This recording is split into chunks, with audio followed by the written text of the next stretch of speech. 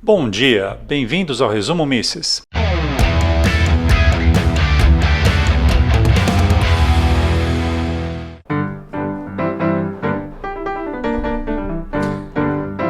O Resumo Mises é um canal que vai te contar tudo o que acontece no site do Mises Brasil e em outras fontes que falam da Escola Austríaca de Economia.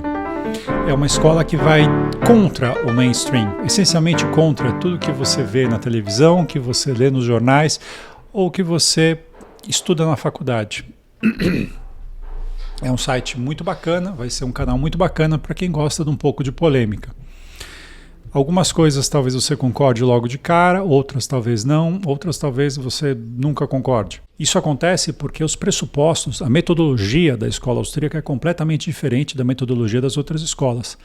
Então você vê um monte de coisa acontecendo, um monte de crises vindo, e as escolas não têm uma explicação boa o suficiente. Elas não têm.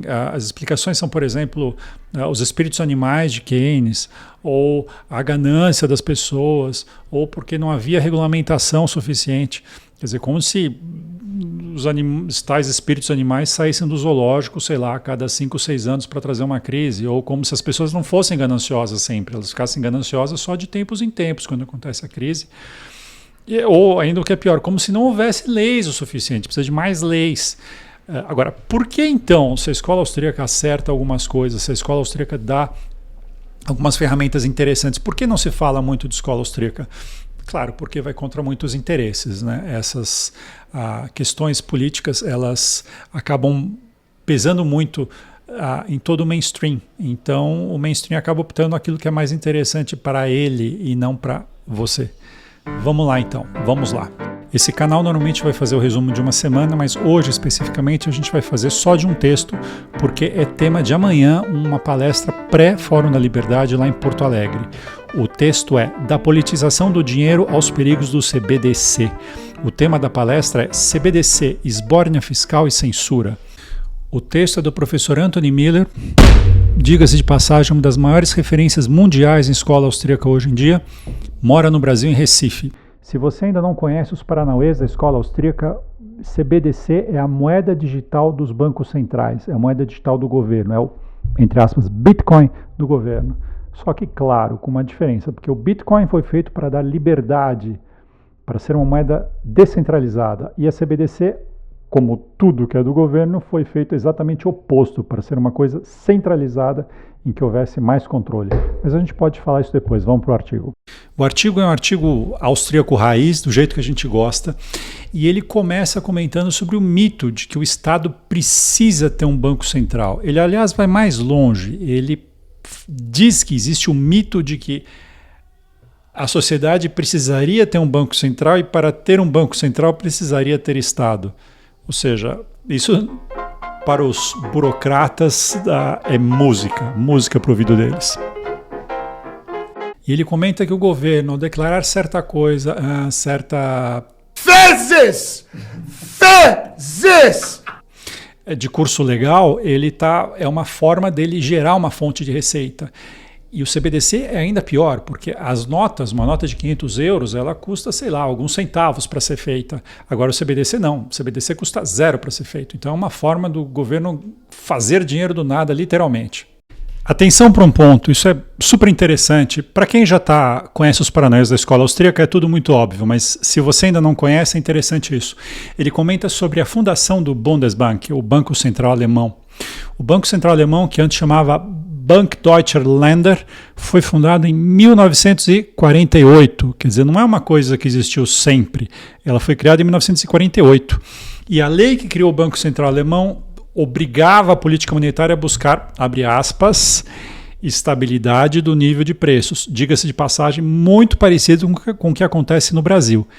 Agora, no entanto, essa cláusula não impediu a inflação e a estagflação na Alemanha no final dos anos 60 e 70. O artigo conta um pouco sobre a história do euro, que foi implantado em 1999, e os estatutos que redigiam os bancos centrais, ou o Banco Central Europeu mais especificamente, exigiam autonomia máxima e uma prioridade clara em favor da tal estabilidade de preços da política monetária. E no começo isso realmente pareceu que funcionou, parecia que era uma boa ideia.